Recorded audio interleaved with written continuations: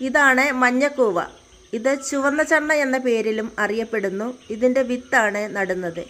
ഇതിൻ്റെ തട ഉണങ്ങിപ്പൊടിച്ചതാണ് ഇന്ന് കസ്തൂരി മഞ്ഞൾ എന്ന പേരിൽ വിപണിയിൽ കിട്ടുന്നത്.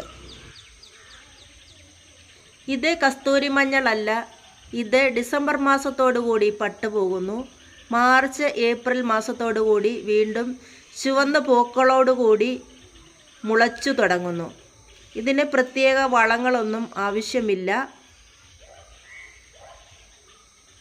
ഇത് ഇടവിളയായി കൃഷി ചെയ്യുന്നു.